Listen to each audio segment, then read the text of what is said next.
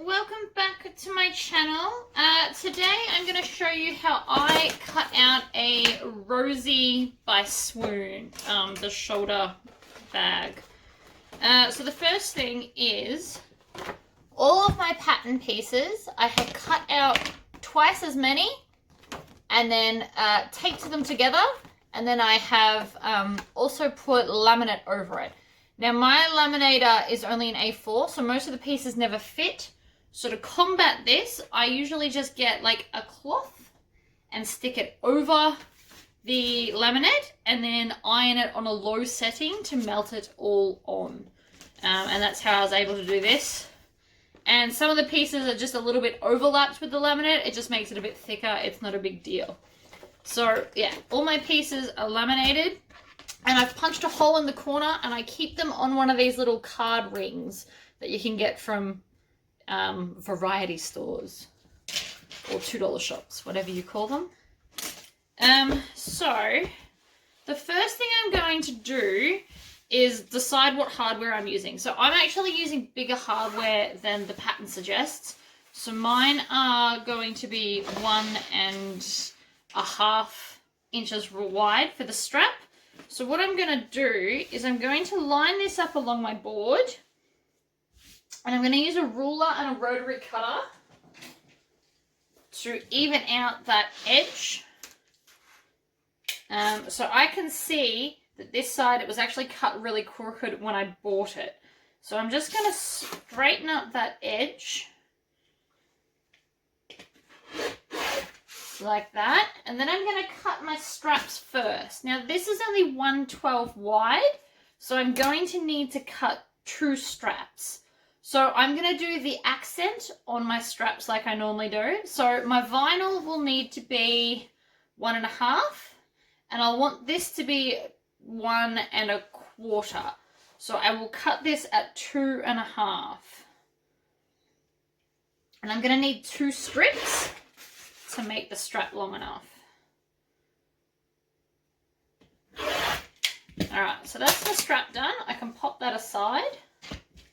Now I'm going to open out my fabric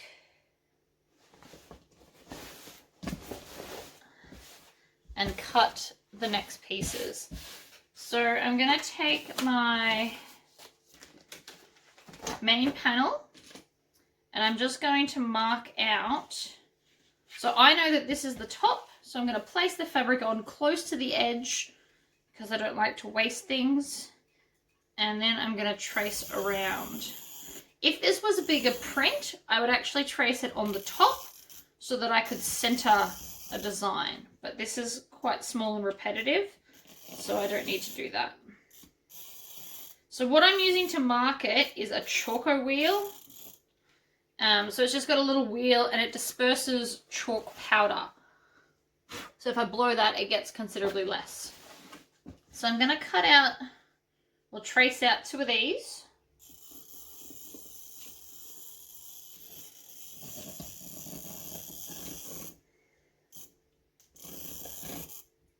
If you've got acrylic templates, you could actually just use your rotary cutter to cut these out.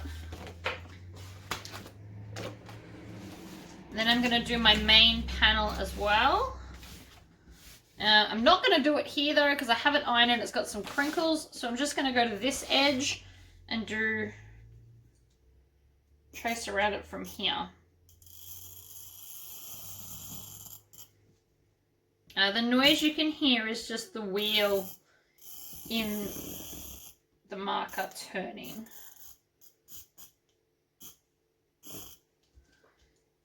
You could also use pattern weights if you're not confident that it'll sit still, but I'm not worried.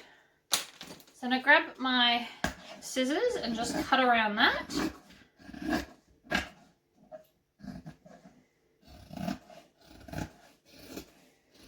I really do love these scissors. The spring actually makes it quicker to cut, I think. I mean, I could be wrong. But I think I cut faster with these scissors, than the other style. Alright, so there's one panel. I'm going to pop that aside.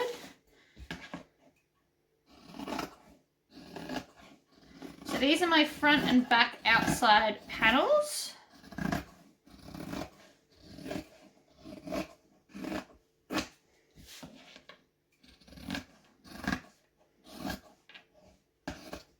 Now this fabric was from Spotlight. It is a Bazoku duck.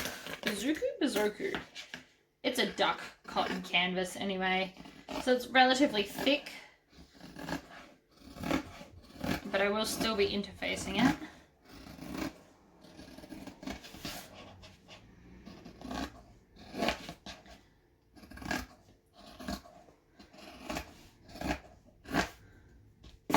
Okay. So that's all my pieces I need out of this fabric. So when I'm not on video, I normally just fold that up and put it back. And now I'm going to grab my lining. So I've gone with Adorable Cactus. I'm not going to use the Chalko wheel for this. I'm just going to use a normal pen and draw on the back. So the first thing I want to do is my gusset. Now I have done two together, but because this is actually directional, I'm going to just mark off where I need to. So if you wanted to, you could make a second one of these that has the option for having it in half. But most of the fabric I tend to use is non-directional, so it doesn't matter. So I'm just going to use my seam allowance and go past that point and then grab a ruler and join that up. And that's the size for the individual ones. Then draw another one next to it. Go the seam allowance past. You could also, if you needed to, mark with a permanent marker the line that is your exact seam allowance. But I can eyeball it, so it's fine.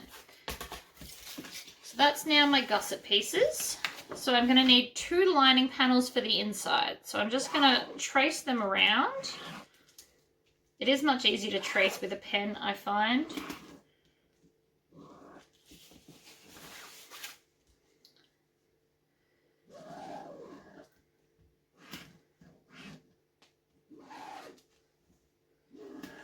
Okay, so that's that piece done.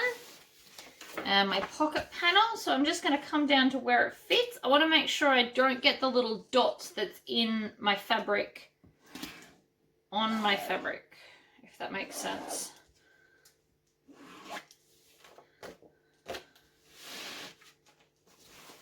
So I'm just going to put 1 pocket in. So I'm only going to cut 2 pocket panel pieces. But if you want both the pockets, just cut more. And then the flap. So with the flap, I want to make sure that when I open it, my cacti are up the right way. So I'm going to do what looks like cutting it upside down.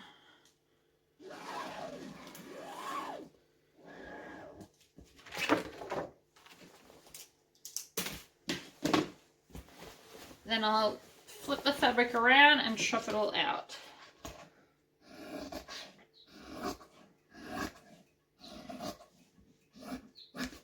Most of these shapes would be fine if you had the acrylic templates. This is a relatively new pattern to me. And I'm finding it harder and harder to get the secondhand acrylic I was making my templates out of.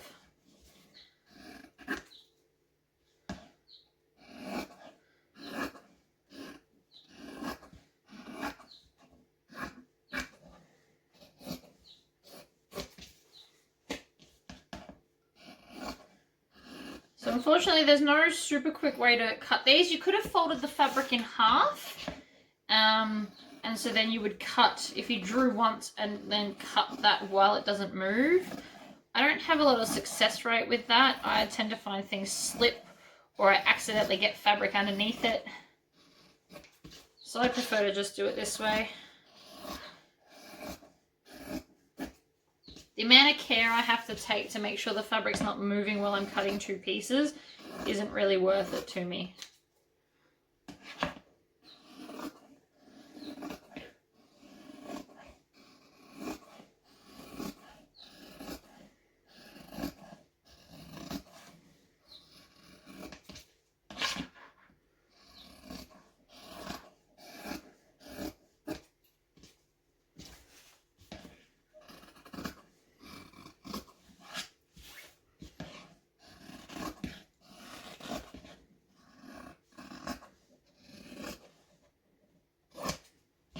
I'm not too fussed about any little burry bits that are sticking out because I've still got to attach interfacing and trim that down yet.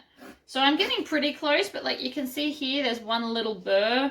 I mean, you can come back and trim it off if you want to, but I would have got that in the next bit.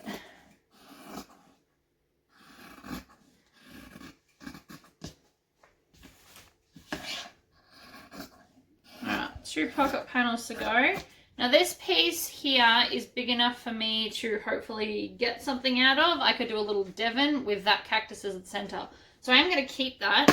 I have a drawer of scraps, or like a container that lives just under my cutting table, so I can just throw them in, and then anytime I'm feeling scrap busting-y, I go in there and only make projects out of it. Just depends on my mood. I actually have a Ziploc bag that I have pre-cut out the front main panels of, like, I don't know, 12 Devon pouches by Sotac. So eventually what I will do is I will sit down one day and just make them. So I'll go through all my smaller pieces and do linings and everything for it. Because some days I just like to have scrap busting days. And if I've already started it, it makes it way quicker to get to the sewing part.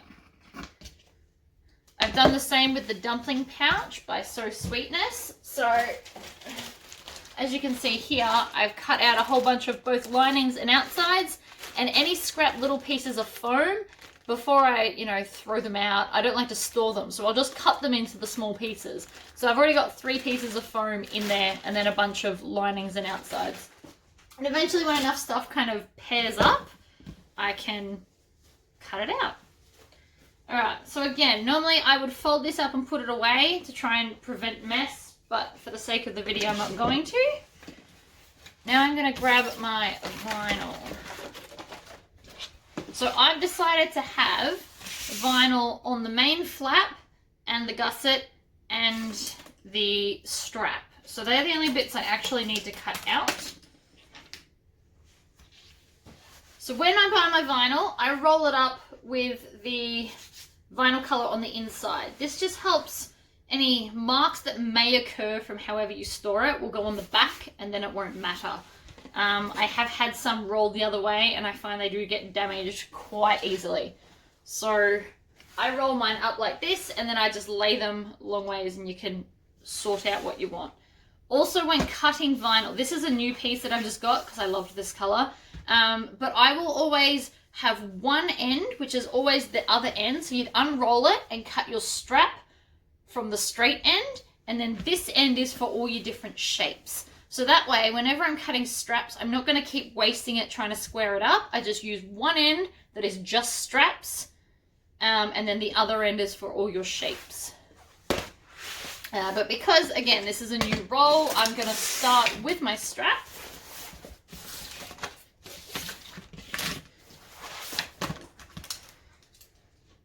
So I'm doing a 1.5 inch. So therefore I need 3 inches of strap. So to be honest, they haven't actually cut this edge super duper straight. So I'm just going to square up that little corner there. And then I'm going to get my ruler and measure 3 inches along. So I'm going to go all the way along with that.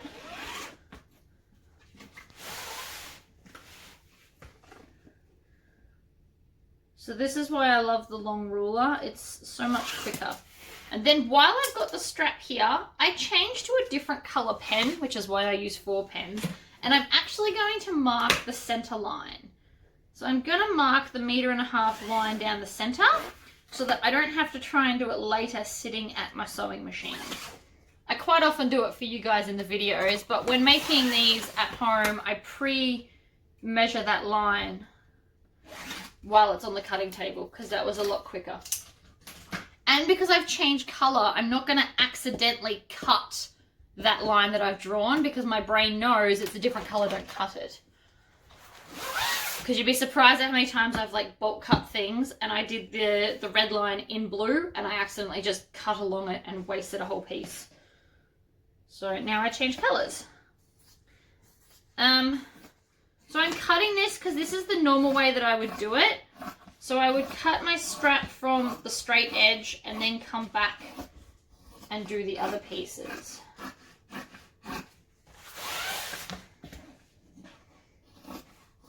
You can cut across or away from you. I'm not game to do it that way because I'm likely to knock the camera, which would not be fun. And then I'm just going to trim off that little bit, and that bit's rubbish. So that's my strap, so we're going to pop that aside as well. And then if you're using your other thing, you'd roll it back up and start cutting from the opposite end. So I'm going to want one of my gusset panels for the outside, and then one of my flaps so that I can add that fancy piece. So I'm going to line this up as close to the edges as I can because I don't like to waste stuff unnecessarily. And I usually always start left to right, but that's just a habit.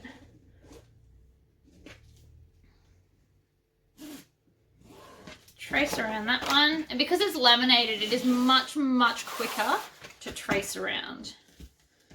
If I decide that I love this pattern, I then go and buy some MDF, which is like wood, but like thin sheet board, like chipboard, but thin. And then I will trace these out because it's even quicker to go around the wood. I just haven't yet because, actually no, that's a lie. I have traced this. I just haven't got hubby to cut it because he's been away.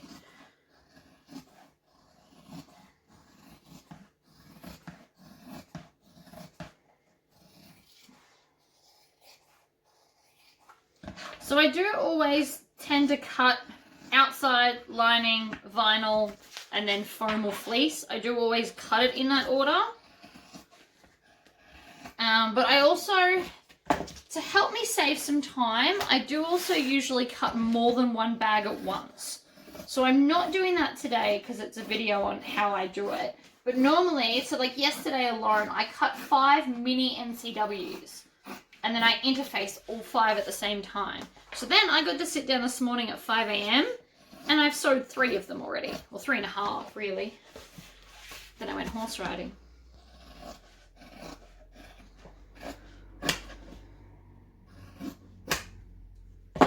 Okay. So then that's my vinyl pieces. I will, however, also need strap connectors, so I'm going to take them out of here. So I want to go, because I've got the vinyl here, you can either do outside stitching ones or internal. I'm going to do internal and go to 2.5 by 6. Then I'm going to make sure I mark that other edge so everything lines up straight. And then I'm going to go to red. Well, not 2.5, sorry, 3, because it's a 1.5. Right.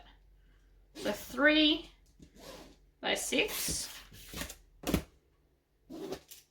And then take my red and mark the halfway point.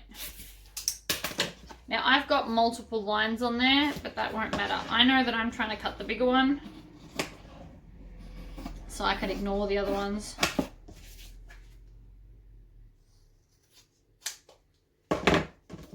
Alright, so now I've got, if we ignore that line, I've now got the center line marked for when I'm ready to sticky tape. I'm just going to pop this back over here.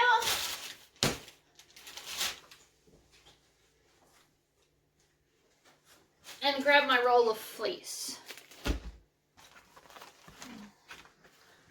So this pattern calls for fleece and not foam, but I would do the same no matter which way I do this. So as a general rule, I try not to draw on the side that's got the glue, just because it quite often doesn't work properly. I also usually put all of this on the chair behind me too, so I've got more space to move around.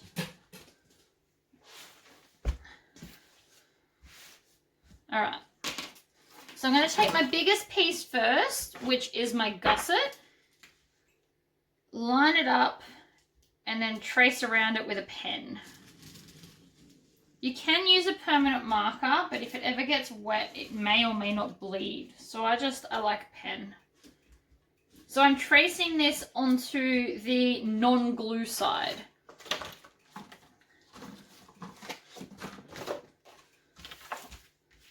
So then I'm going to want one flat piece.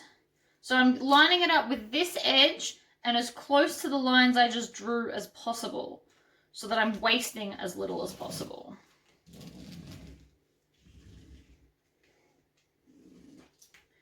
So you need one flap and then 2 body pieces. So again, it's touching 3 points. So that I'm only going to have like little slivers of waste. I have seen some people save those, but because mine are so small, I do not. So if anybody lives near me and wants all my scraps, you're welcome to them.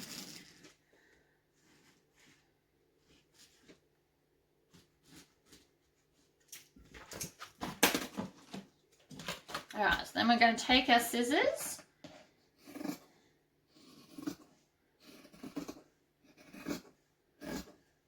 And cut all of these out.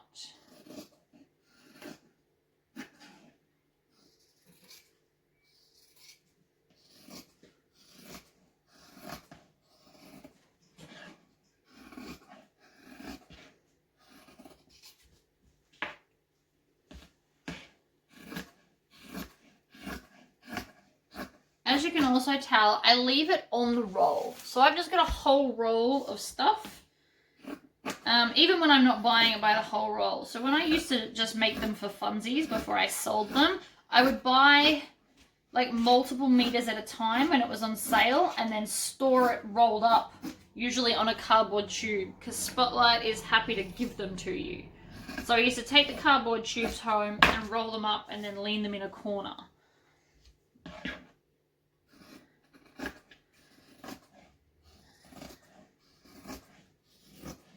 I find it easier to roll it than fold it.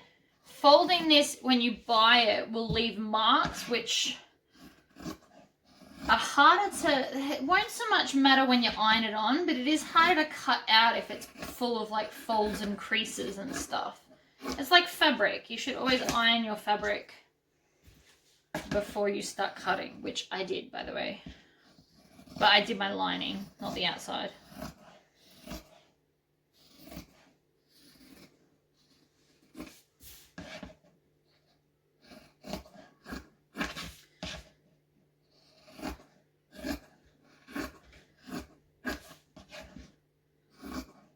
Alright, so that is all my drawing and cutting done. Now I'm going to show you how I iron and interface everything. Okay, so I've got all of my non-vinyl pieces here, ready to iron. And I have got my roll of interfacing on the floor, so I can just pull it up and lay it straight onto my ironing board. So then from here, I just start lining the pieces up on the ironing, on the interfacing. So I've got the glue side facing me, and then I just line them all up, making sure that it's all kind of as close as you can get without overlapping. So I'll just do those few for a moment. Then I'm going to grab, this is just baking paper from the kitchen. So I'm just going to lay that down. Now you should always have a top and a bottom side to this. So once you start using it, always make sure that it's laying the right way, because otherwise the glue will get on your iron. So then I'm just going to go along and I press for about 4 seconds and then move my iron. Oops, I just moved that bit with the iron cord. I used to trace this out. However, I used to find that some of the interfacing would shrink or move or whatever. So I now just put it directly on, then stick my baking paper over the top.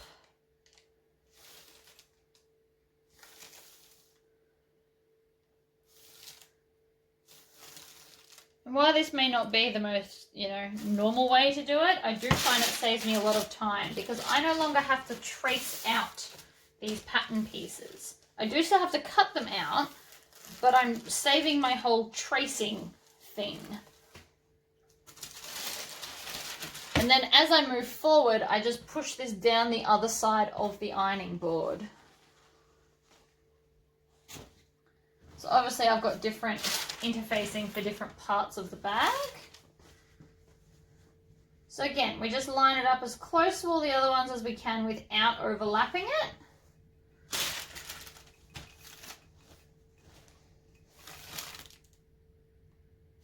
And about 4 seconds each go. This is a very hot iron, so it doesn't need a lot.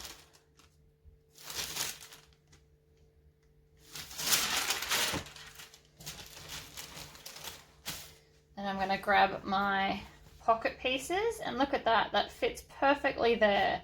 I'll put that one there, and then I'll put the next one down a little bit.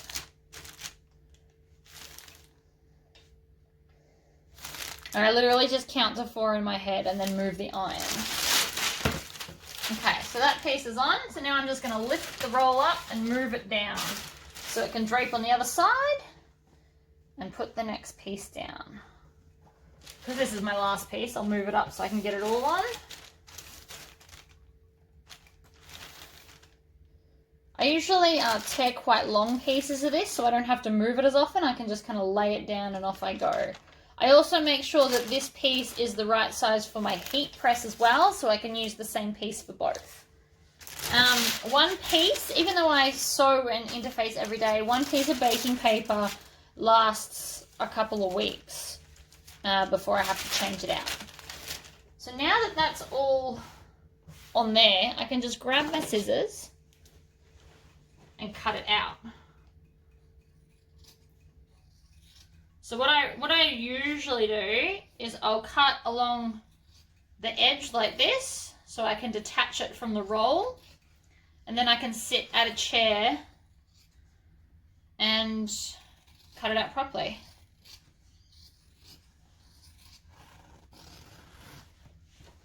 But it's definitely, this way definitely works better for me than the other way did, where I used to cut it out and then iron it together.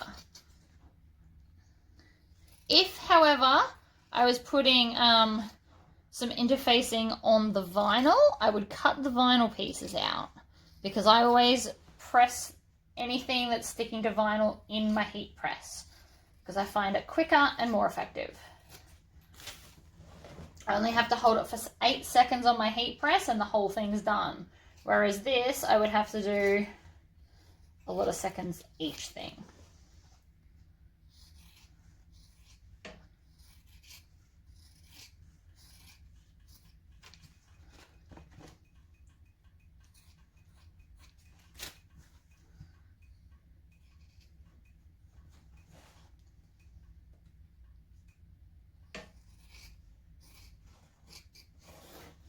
Chop off all this excess here.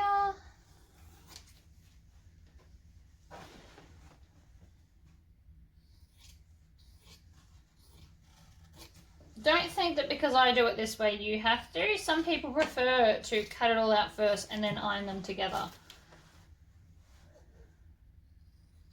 This is how I have done it for a long time now, actually.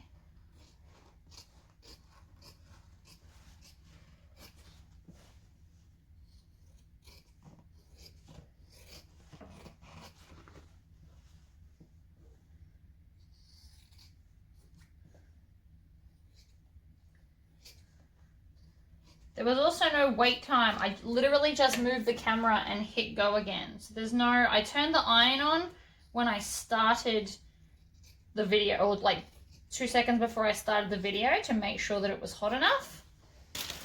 And I've just started the heat press as I walked past it to move the video.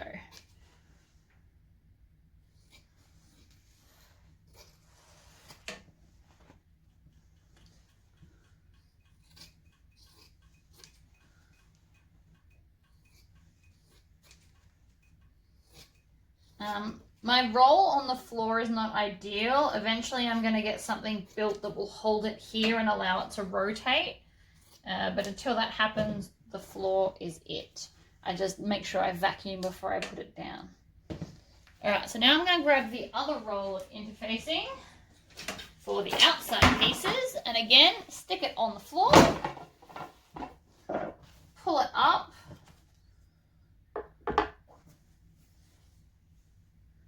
Lay it out. I'll pop these aside. And then lay out these pieces.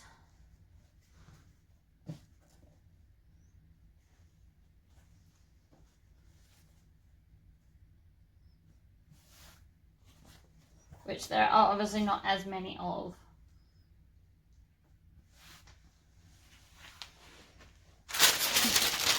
Grab my baking paper and then go again.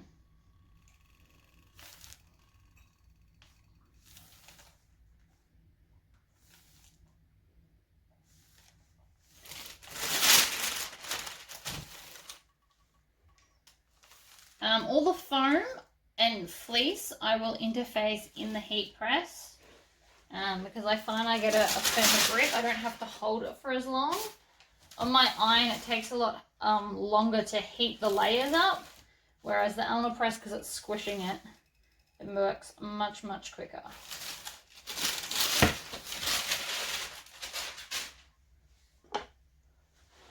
And then again, we just cut around the edge.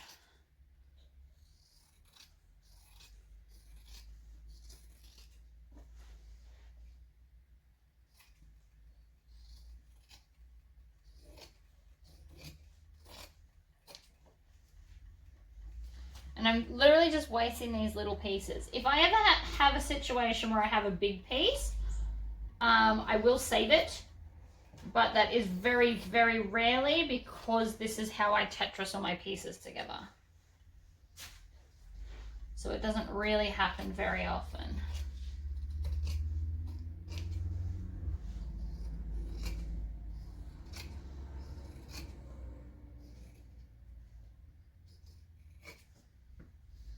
The only downside of this is I have to maneuver around it, but that's usually why I chop it off and then come and do it.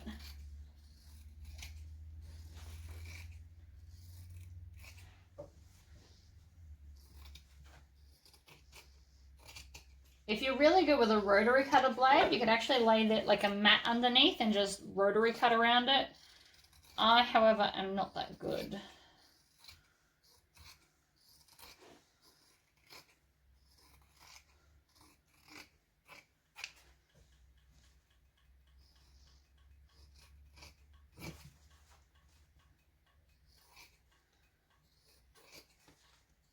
Okay, now I'm just going to maneuver the camera for you so you can see the heat press. Okay, heat press is on and hot, so I'm going to stick my pieces in. That's not the flat piece. There we go. So obviously glue side down on top of the interfacing like that. Make sure it's all even. Then I'm just going to stick this over the top. This prevents it ever sticking to the top plate.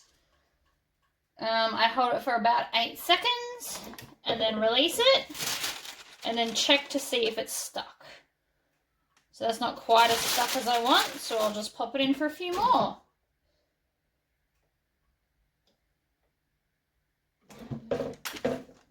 Sweet. So then pull it out. Just be careful though, because the vinyl gets very, very hot in the heat press. So, alright, so this piece is actually too long to fit the whole thing, but that's okay. I stick as much as I can in, making sure it's all lined up. You can just put this down without the layer of baking paper, but sometimes this gets so hot it sticks to the top, which is not ideal. So it won't melt it at all, but yeah, it might get a little bit too sticky, and then you've got to try and get it down without burning yourself. And then just move it in a bit and do the other end.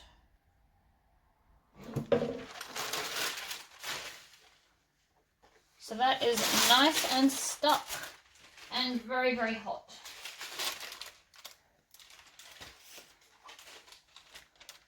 So I always put the fleece or foam or whatever it is on top and then put some kind of covering over it.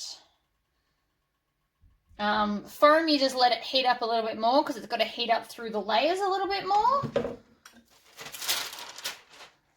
But done. I also, with this is actually like a gold on top, so I don't want it to come off on the iron. So by it being on the bottom, that is also helping.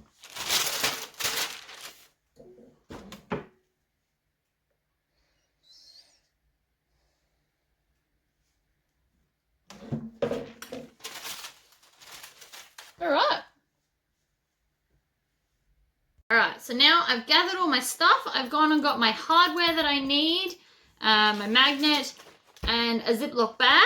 And then I just put everything in the bag together. Making sure that anything I have to fold, I fold neatly and gently with as minimal folds as possible. Otherwise you've got to go back and re-iron it and you don't want to crease in your vinyl. So that is very loosely folded. And then I'm just going to lay it all nice and flat, pop it in the bag,